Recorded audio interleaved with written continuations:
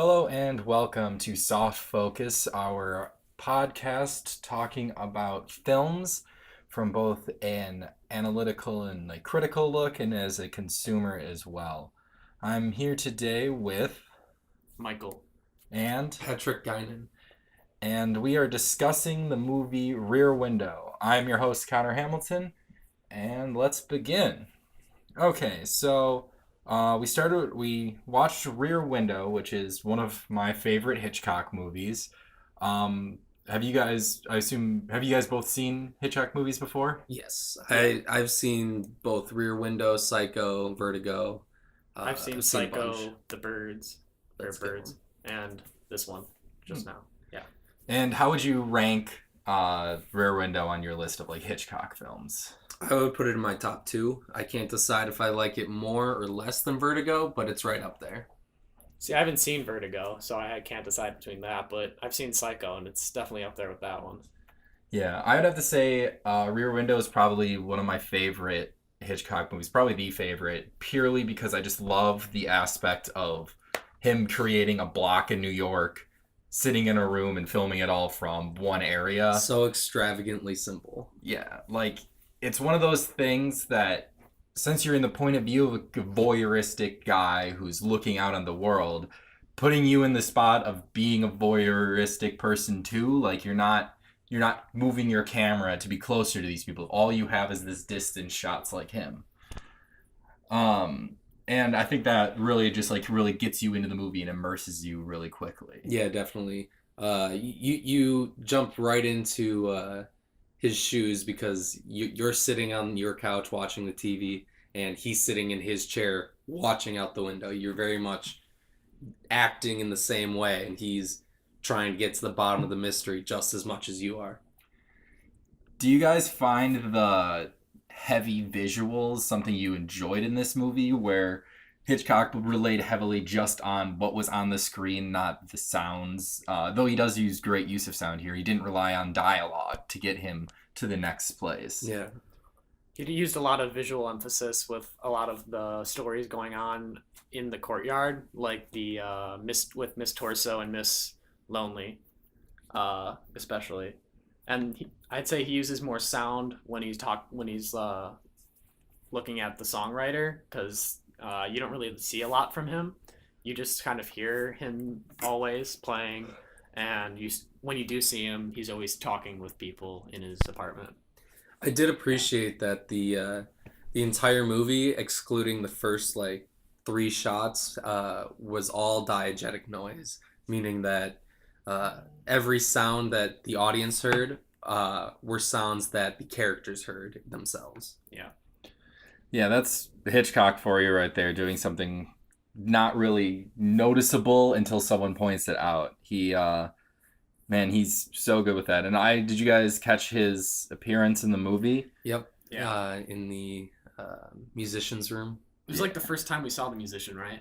You No. see him, or was it the second time? I think it's the second time Second because time, he's yeah. fixing his clock. Yeah. Which is just going with Hitchcock's clock's fixation. I don't remember a whole lot of birds in this one, but I know that Hitchcock loves birds.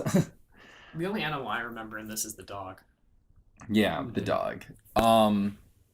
It's an interesting movie with the just the whole cast, I think, purely because, as you guys said, their names are Miss Torso and Miss Lonely Heart. You never really know your characters. You're always seeing them from afar. It's exactly how it's the neighboristic, oh, I don't know who they are, I don't know that. You just give them a label and move on. Yeah. Yeah. And then fun fact, I don't know if you guys know, but Hitchcock would mess with people since he wasn't down there with the actors. Yep. He just was talking through his radio, so he would really mess with everyone there and kind of tell actors different things because he had this bird's eye view of everyone. For example, when because it's during a heat wave, when it starts raining, the couple that's on the balcony getting wet sleeping, he told them two different directions, so they run grabbing the mattress in two different ways and fall over. One falls into the window, and he gave them two different directions to sort of put an authentic look on what would have happened if they woke up in the middle of the night with rain coming down on them. I found that interesting too because I feel like Alfred Hitchcock really wasn't a director who liked to play around. No, You he was know, very controlling. yeah. So it's interesting to see the moments where he did do it, and I think that he did it well. It was more, but though he was in control, just more of this God manipulation. I really like. I was reading that James Stewart, is that his name? The main Yeah, actor. yeah, James Stewart. Yeah. James Stewart and Alfred Hitchcock uh, had a dialogue of maybe 3 sentences uh, throughout the beginning of the movie, basically saying what Hitchcock wanted the film to be, and then throughout the rest of the film, Hitchcock would just be like, "The film's tired," and then James would just know, like, "Okay, time to speed up the shot. Like, next take, we're gonna do it faster." Like they had like a telekinetic knowledge of what the shot in the movie was gonna be. The direction was very. Did they come up with like Uh, keywords? No, like Hitchcock would literally just look at James, who would just like look back at Alfred, and they would just know exactly what the other was thinking and what the shot needed. That's really weird. Yeah, I think too. The overall shots in this movie, with the whole use of shadows and lighting. My probably favorite shot in this movie, just seeing the genius of Alfred Hitchcock, is when Grace Kelly's character, Lisa, is in the house of the killer, and they have this really big they have that confrontation moment where she's like scared, like she hears him coming, and he walks in, and he has the camera pointed at her on the right side of the apartment, but in the window you see the reflection of him Yeah. walking in, and I'm just like, that was just nice. They didn't have to move the camera, they told everything with that. That was an intense shot, Yeah. because James Stewart was very much aware of what was going on. He saw the killer walk down the hallway while Grace Kelly in the apartment is completely oblivious to what's going on. She's looking around, happy she found the purse and whatnot, and while he's freaking out across the courtyard. Yeah. How did you guys feel about the James Stewart Grace Kelly relationship between these two characters? I think they did a good job, but Yeah, I mean, I had no issues with it. I found it believable that they'd be into each other and this would be their relationship. I didn't see much wrong with it. I thought there was going to be a lot more difficulty with their relationship in the beginning. How they didn't want to both of them didn't want to go or stay, so they were kind of at a standstill, like a stalemate.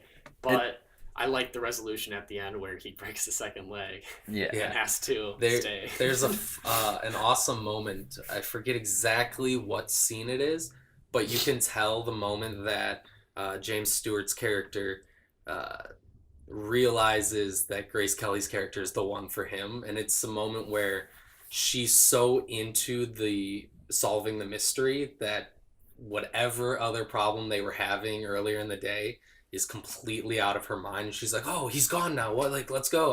I'll run across the street and like sneak into his apartment." He just has such an admiration in his face on screen during that moment that like you can really tell like sort of a shift in heart. Like, maybe this is the woman for me forever. Like, maybe I should change.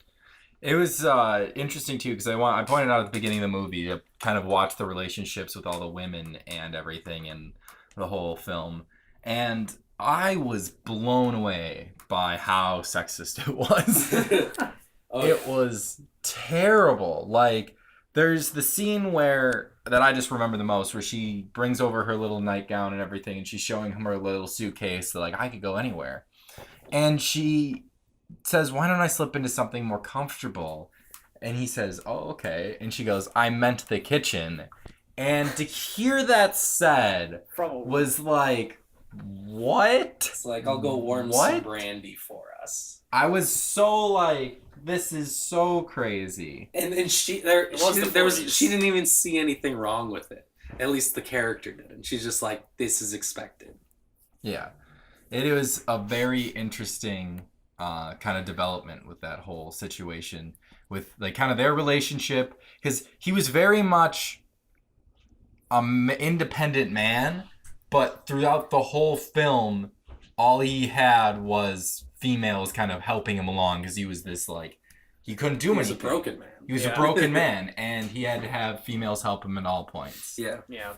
It was it was a very interesting, Literally, like, his male detective friend was no help. yeah, it was only the female He could only rely characters on females. that could like help him get to the next point. Okay, so what was the reason that the cops finally came at the end? Was it because of Miss Lonely Heart or because of their So Grace? they were calling the police for Miss Lonely Heart, like they were like about to call, but at that point is when the killer came back in, and Lisa was in the apartment. Yeah, so they So- reported a break-in. Okay. Yeah. And they got lucky because Miss Lonely Heart heard the music and didn't Yeah, die. Didn't. Yeah. But so one other thing I want to talk to about is so there's this article here on the Vanderbilt University website that talks about the rear window analysis and the gaze. See, this is really interesting because it's all about like his gaze and who holds his gaze throughout the whole movie. And one really interesting aspect of that is the fact that he doesn't really care about Lisa. It doesn't appear so. Like, he's flirts with her and all that stuff. But as you said, Patrick, she only becomes interesting to him like when she gets involved and gets involved in all this. And then really like the only time you really see a true amount of emotion from him about her is when she's over there and With he's the killer. Yeah, with the killer, and she's fully involved, and he's watching from where his perch is. And it's this weird, I think there's this weird kind of idea about voyeurism in this whole thing, and like what's too much voyeurism. I think a good example is Miss Lonely Heart, where they watch her and she almost commits suicide, and then they like call the police and they get involved, and it's like right away. But then earlier on, like there's a murder he thought going on, and he didn't really call the police about that. Like he decided to dig into himself. So it's like He did contact a detective, but the detective just wasn't a lot of help, which was the main problem, I think. Yeah, but at the same time, though, it's like calling a detective as a friend, it's like, oh, that way. You call the police take it seriously. I think it was more of an idea of like calling your friends on neighbors. Okay, so police, voyeurism. Does anyone feel like throughout the whole movie, James Stewart's character was told to stop being a voyeur? Someone's gonna see him. Someone's gonna get upset with him. Yeah. And nothing ever happened to that. Like No, he was never caught like as a peeping tom or anything. Well, The only time he was literally caught was when the killer saw the flash yeah. and came over. That was the only time. I argue the married couple kind of saw something and closed their window, but that could have just been them closing the window. I think that was just them closing the window, because at that time they were like two of them were watching them and like nothing happened. Yeah. What I find kind of funny and really awesome about this movie is Miss Torso. Her direction was just chill out in her apartment. Like she literally would come on the set and hang out in that apartment just like she was hanging out at home. She had no lines. She was she was dancer. So literally she just hung out and danced in her room, had people over, and just had normal conversations because there wasn't a mic on her. I think Miss Torso is an interesting character because she's someone who throughout the whole thing is supposed to be your distraction. She's the magician's white gloved hand. What's in that one? Like, she's the thing that draws your eye away from the killings and all this stuff going on. And then her whole story is just so interesting, where she's this coveted item, someone everyone wants, even the neighbors watching her, everyone's aware of her. The police officer comes in, I think he notices her, like she's this coveted person. And then at the end of the movie we get her kind of conclusion, where we find out that was a boyfriend who's this little guy with glasses who was in the army. And it's this very interesting moment where you're like, it's so much more in depth of a character that you would never get from just watching. Like at face value, you feel like she's just the pretty face to distract from the murder. Yeah, she is a full character in the end. Yeah, like I think it kind of goes with the theme of the movie. Like you can only get so much from watching, you never only get the whole story. You got to be into it. You got to be a part of it to really kind of get to it. So definitely. such a good movie though. sound amazing, cinematography amazing. Uh, A lot of long takes, which I really prefer. I like it when a director can have like a 6 minute shot and just give you a ton of information that you did not have. yeah, definitely. There's Hitchcock was one of the masters of mise en scène. You know, Mm-hmm. what's in the scene. You know, he puts so much stuff in there that just helps you tell the story without like they showing you, not telling you. Best way to So describe much it. detail, and all of the apartments had so much detail in them. Yeah, it is one of the I think greatest movies of all time. I mean, Yeah. do you guys think it deserves the 100% fresh from Rotten Tomatoes that it holds, or? Yeah. I mean, I would say it's one of the first movies of its kind. Like, I know it uh, influenced Disturbia and like other modern horror movies and thrillers, but this was definitely uh, the first. It's very original, and I would definitely say it deserves 100% fresh because it has so much rewatchability. Every time I watch it, I pick something else up I didn't the last time, and yeah, I just really enjoy this movie. It reminds me a lot of Breakfast Club, actually, because it's one area that a bunch of different types of people, like the bimbo, the lonely person, the musician, and the killer, are all in the same area and have to live with each other for an entire movie length. I never thought about it that way, but yeah, that is a good connection. I would say it's like we said with the last podcast, with For the Third Man. I think this is just another great example of a movie that doesn't need explosions, doesn't need gore, doesn't need these tropes we see in modern films to get these stories across. Sometimes all you need is a good storyline. Yeah, the best thing I ever heard was like someone was talking about these kind of films and they're like, now it's like you got to jump from like the Dubai buildings, you know, the tallest buildings, and that's what we classify as action. And he goes, does anyone remember when Bruce Willis had to walk across broken glass without shoes on? And you're like, that's the most badass thing you could possibly do. He's Hall of Fame badass for that one scene. It's just like, you just did it. He gotta do it. You gotta do it. And Hitchcock's a great guy of just showing these like real life scenes. They get tense and they build, and you're all of a sudden there, and you're like, like your heart's pounding, and you're like, I'm not being chased by an army of helicopters or anything. It's just like a guy, and I'm terrified. And I feel like we've lost that in a lot of movies lately. One thing I want to quickly talk about before we end is when I was doing a little bit of research for this, I saw one person talking about the hero's journey and trying to apply it to this. So the hero's journey is, you know, the call to action and meeting the mentor, you know, like the turning away and all this, like basically if you watch Star Wars, Luke's journey, you know, like every step of the way.